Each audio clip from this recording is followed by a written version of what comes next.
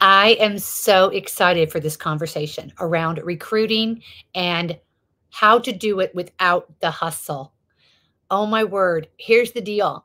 Your network marketing opportunity is the greatest gift you have to give to someone. Do you remember the game show, Let's Make a Deal? Well, I'm going to be talking to you about what's behind door number one and what's behind door number two. I'm going to be walking you through how do you recruit without the hustle.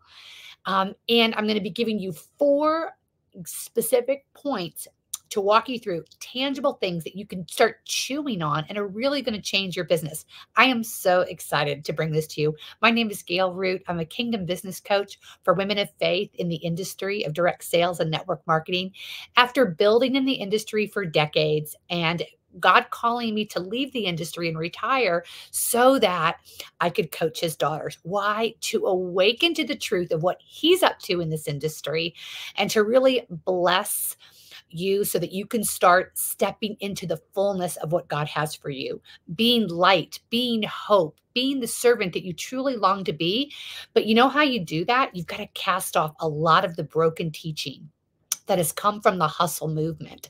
And it really comes from a place inside of feeling like you have to self motivate, be self propelled. And it puts you into a salesy, spammy, very uncomfortable role. It has you focused on numbers instead of people.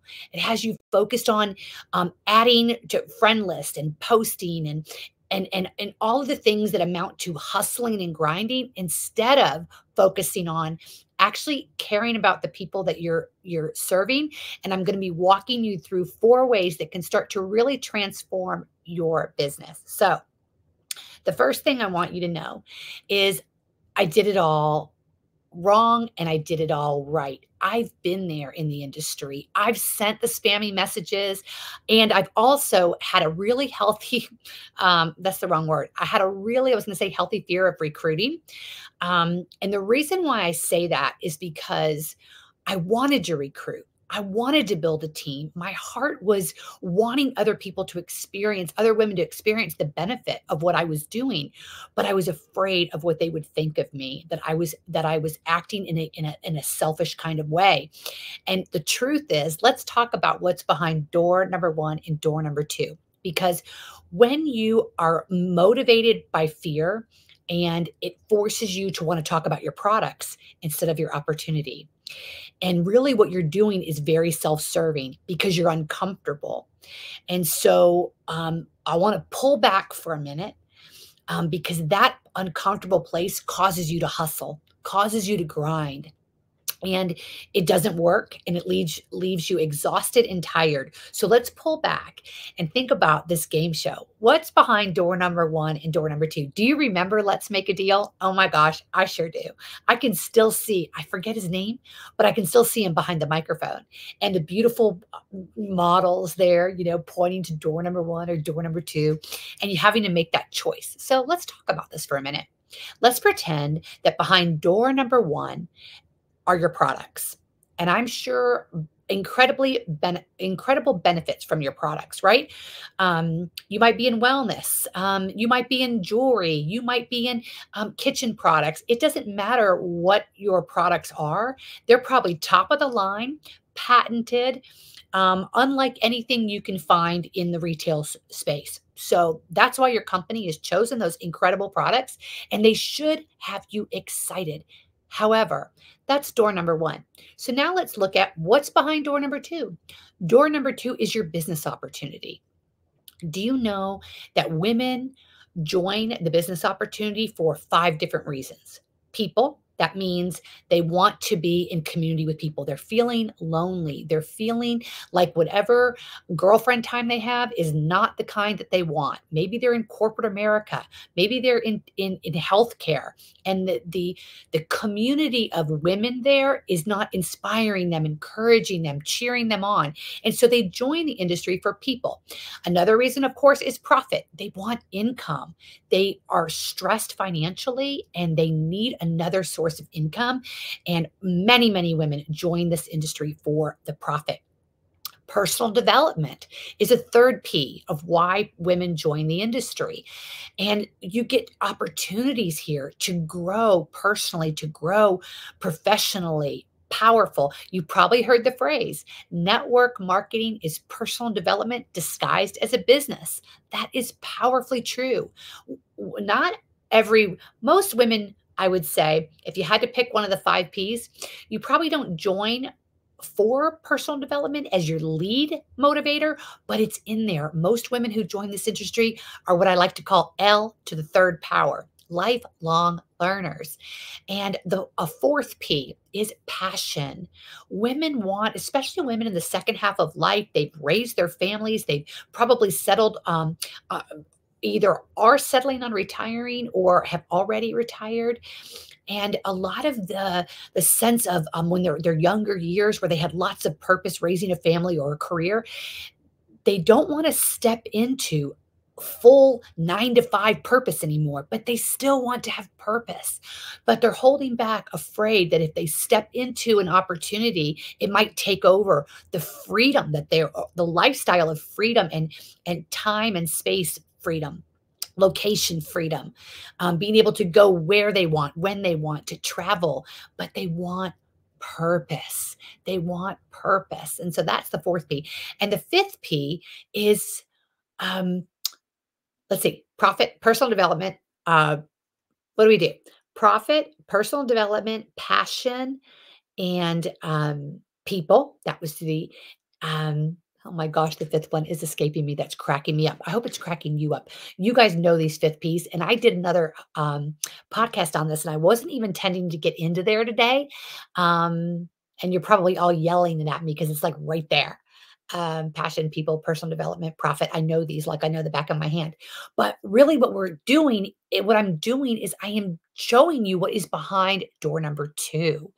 Your business opportunity has so much power to impact other women, to give them hope, to give them community, to give them income, personal development, passion, and praise. That's another P. That's probably the P I was looking for, but it's praise, being able to achieve something and feel some sense of external praise that others are saying thank you for being an incredible that follow-up that you did, be an incredible representation of your company. Thank you for being an incredible leader. Thank you for inspiring me and cheering me on, helping me to see in myself what I couldn't see. And so this industry provides an incredible opportunity. So if you had two gifts, door number 1, door number 2, clearly door number 2 is so much more powerful. So, number 1, it is your greatest gift. I told you I was going to share 4 things with you so that you could start stepping into a recruiting mindset without a hustle mindset. There's no hustle here because you know what hustle does? It it makes women want to walk the other way. If they feel that you're hustling, then they think they're going to, number 1, be hustled. And number 2, if they join you, they're going to also have to hustle and they don't want to hustle.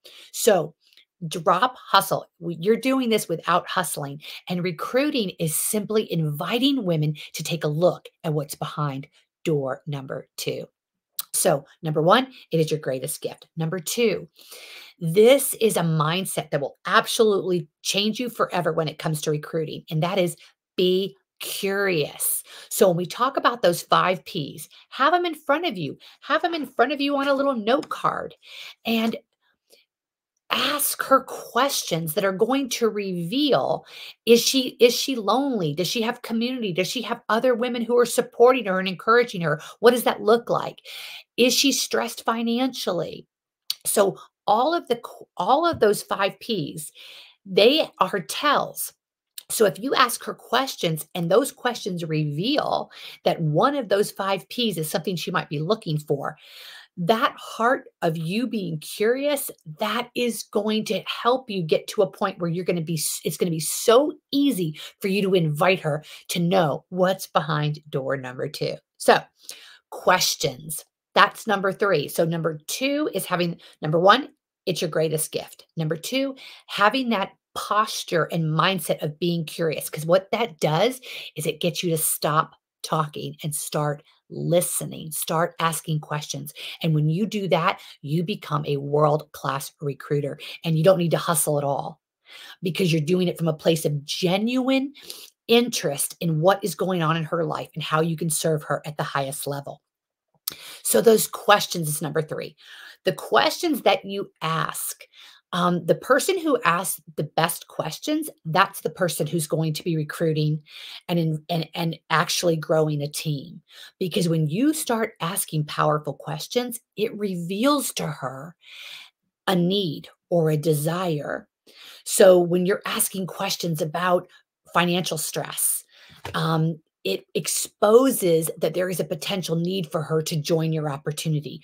When you ask her questions about the community of friends that she has, does she have friends who are cheering her on and inspiring her to become her best self in the second half of life? And if she's like, no, I don't really know that I have that community. Well, you've exposed a need. So those key questions that you ask are invaluable. So the better you get at questions, the easier recruiting is going to get for you. And lastly, so number 1, greatest gift. Number 2, curiosity. That is your heart's posture is becoming passionately curious about her. And how do you do that? Number 3, you ask powerful questions. So now number 4, here's the linchpin. Here's the thing that changes everything. So after you've asked all those questions, after it's been exposed, different things that she might need, this is what you say. You repeat. You say, "What I've heard you say is this about community. I've heard you say this about income. I've heard you say this about personal development. I've heard you say this about purpose. I've heard you say this about praise and passion and powerful relationships in your life." And so based on what you've told me, I want you to write that down. Based on what you've told me. Now, don't say that until you just told her what you told her. This is a step that so many jump over. They think, "I don't need to repeat everything that she just told me." Oh, yes, you do, because it builds trust. It lets her know you were not only listening, you were taking notes, you were attentive. You don't just want her to like, know, and trust you. You want her to know that she has been seen, heard, and valued. And when you repeat back what she's told you, not because here's what I want you to know. She's answering your questions, but she's not taking notes of what she's telling you. And so when you repeat it back, it is so powerful. It builds trust with you. It shows that you're an incredible listener and it reminds her of what she just said. It re exposes her to the need that she might not even be aware of that she exposed to you. So you say, based on what you repeat it, and then you say, based on what you've just told me, I have something I think you would be really benefited by. Are you interested in knowing what I'm thinking? Or are you interested in knowing more? Are you curious about what I would like to share with you? Because based on what you've told me, I think it could really benefit you in some powerful ways. And then you're going to tell her what's behind door number 2. But you don't ever tell her without asking her first, being curious, getting all of those questions answered. Because here's what happens and why recruiting feels like a hustle is because the focus is on you. The focus is on your agenda, how excited you are about your opportunity, how excited you are about the community, how excited you are about all the things. But you know what? You haven't earned the right to tell her yet. You've got to be curious and you've got to ask her the questions. So we're going to repeat this, all right? Because I want you to start recruiting without hustle. Because hustling does 2 things. It burns you out really fast and it pushes her away. It pushes her away for 2 reasons. 1, it's unattractive and she thinks you're gonna hustle her. 2, if she's gonna be interested in your opportunity, guess what she's gonna think she has to do? Hustle. And she don't wanna hustle. All right?